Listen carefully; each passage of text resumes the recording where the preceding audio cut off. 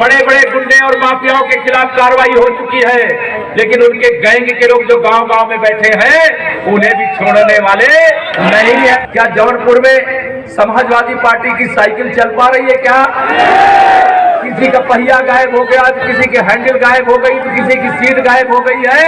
Samajwadi party की cycle चकनाचूर हो गई है। बहुजन समाज पार्टी का कहीं अता पता नहीं है, और कांग्रेस वालों के पास तो फोटो खिंचाने वाले भी नहीं बचे हैं।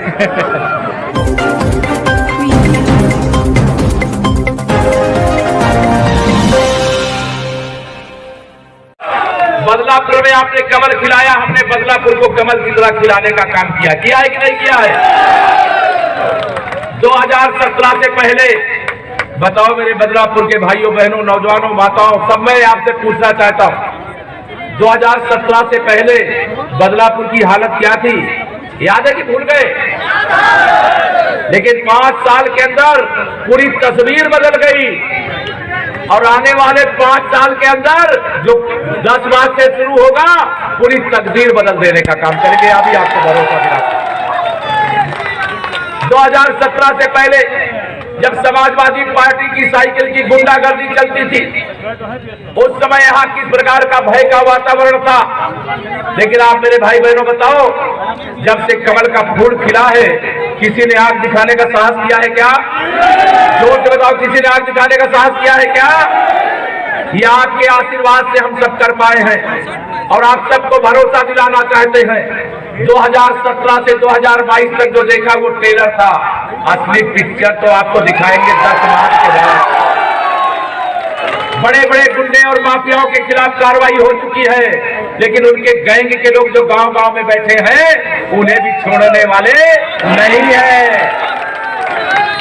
इसलिए आप सबका आज यहाँ पे जौनपुर की धरती से, बदलापुर की धरती से यहाँ आह्वान करने के लिए, निवेदन करने के लिए आया हूँ कि यहाँ रमेश मिश्रा जी को प्रत्याशी मत समझना, और केशव प्रसाद मौर्य को भी केवल प्रत्याशी, आप अपने आप को भी प्रत्याशी समझना, और कमल का फूल खिलाने का काम करना,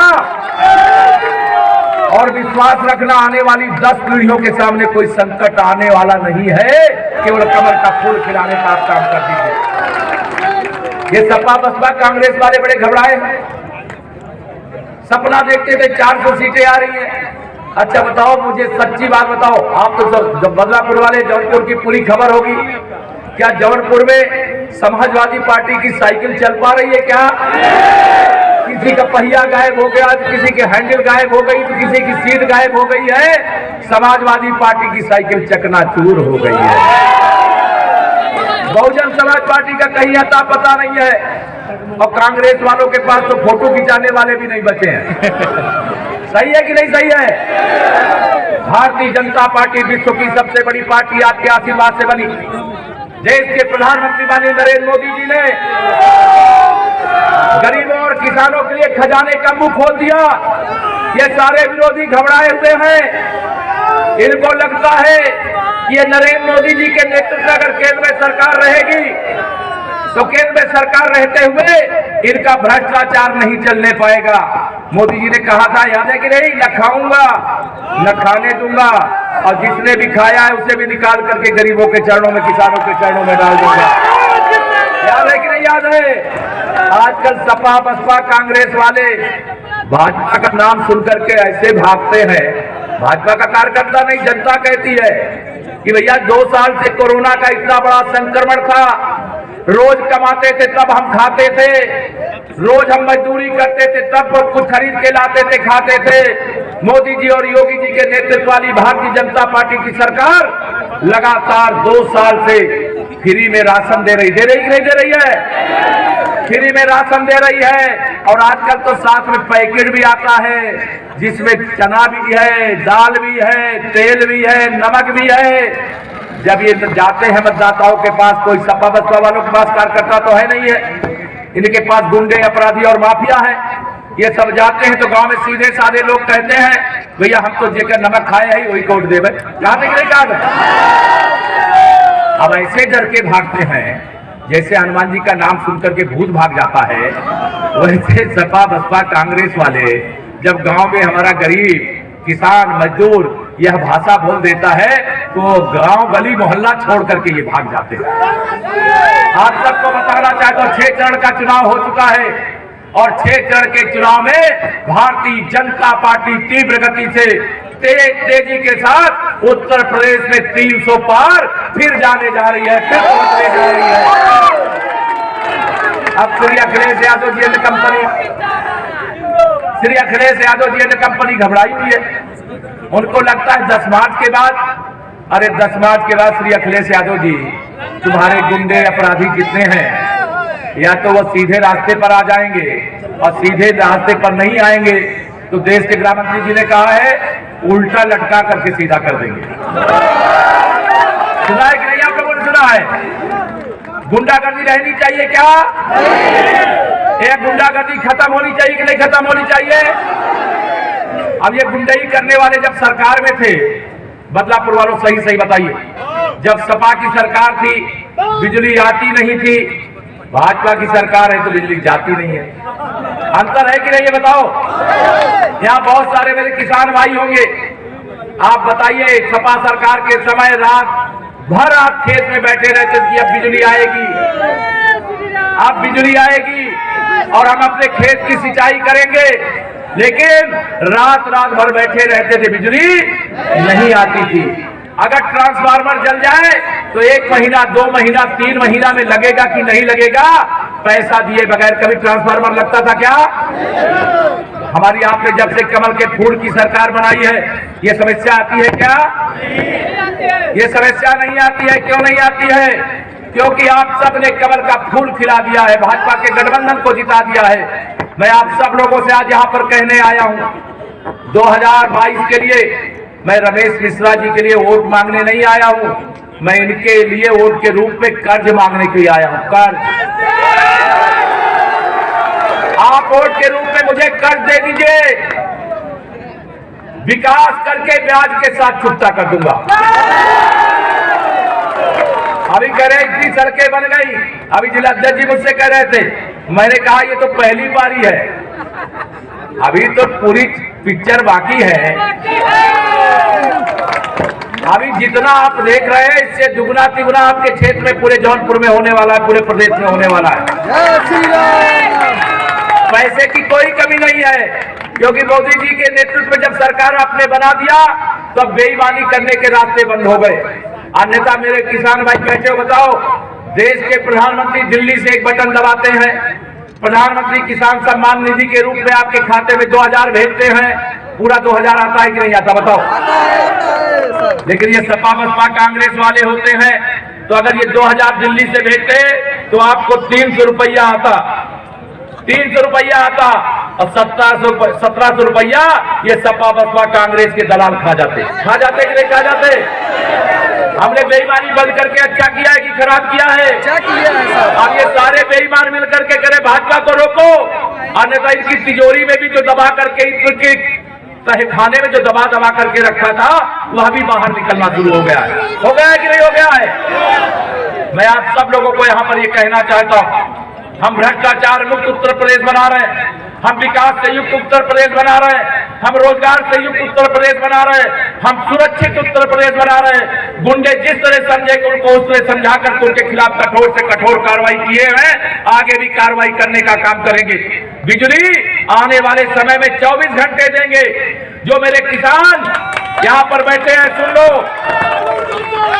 10 मार्च के बाद जिन किसानों ने अपना सिंचाई के लिए नलकूप लगा रखा है, अभी तक आपको बिजली का बिल देना पड़ता है कि नहीं देना पड़ता है? लेकिन 10 मार्च के बाद आपको बिल देना नहीं पड़ेगा, वह बिल सरकार अदा करने का काम करेगी। हम पहली पारी में गरीब बेटियों की शादी पर 51,000 रुपया खर्चा करते थे।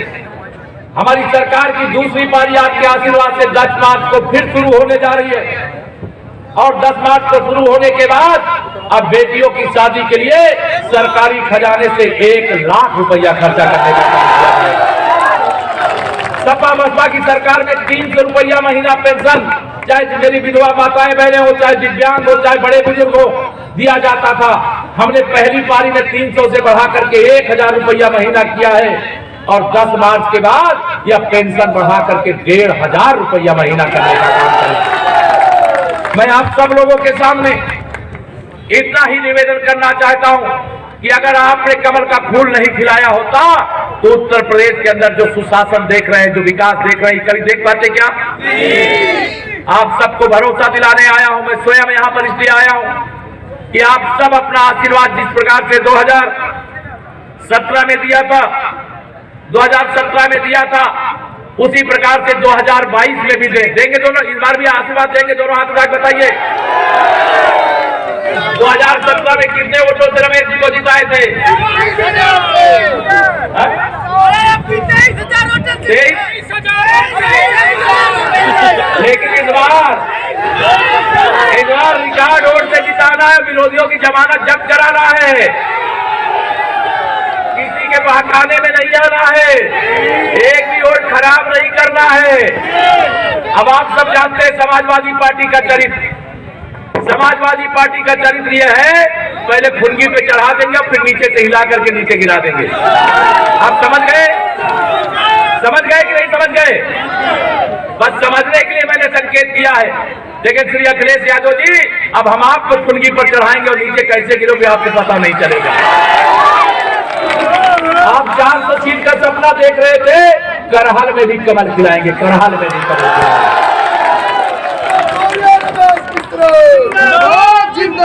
आप भरोसा रखना, भारतीय जनता पार्टी की ऐसी आंधी चल रही थी, पहले साइकिल उड़ी सफाई में गिरी, अब वहां सुन करके बंगाल की खाड़ी की ओर जा रही है, कोई पता नहीं चल रहा है। मैं आप सब लोगों से आज यहाँ पर अपील करने के लिए आया हूँ। रमेश मिश्रा जी को तो आपको जिताना ही जिताना है, लेकिन इसके साथ हमारे जनपद की सभी सीटों के जो विशेष तौर से शाहगंज से रमेश सिंह जी हमारे निषाद पार्टी के प्रत्याशी हैं, उनको भी जिताना है। इस बार लल्ली जी को बता देना है, ललईमत को, कि क्या हाल होता है। एक भी आपको बता रहा हूं, इतना शाहगंज विधानसभा में काम किया है हमने, एक भी चिट्ठी उन्होंने नहीं दिया है कि कभी यह काम कर दीजिए, क्योंकि हमें सिखाया गया है सबका साथ सबका विकास। जिन लोगों ने हमें वोट दिया था उनके भी क्षेत्र में विकास किया, जिन्होंने नहीं दिया तो उनके भी क्षेत्र में विकास किया। लेकिन इस बार ललई यादव को पहुंचना चाहिए क्या?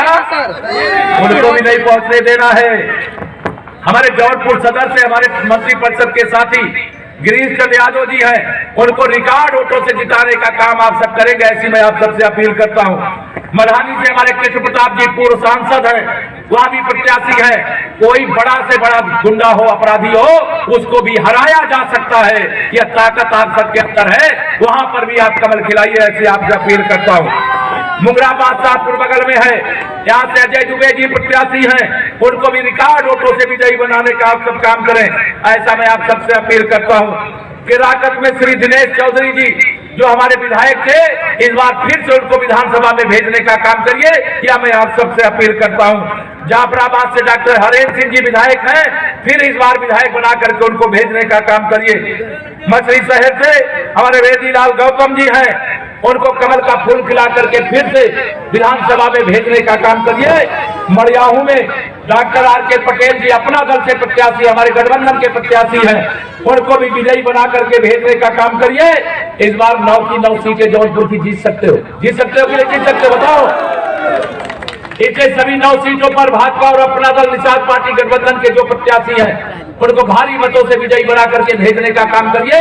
हमारे बहुत सारे कार्यकर्ता ऐसे हैं जिन्होंने दिन रात परिश्रम किया है, आपके परिश्रम को नमन करता हूँ।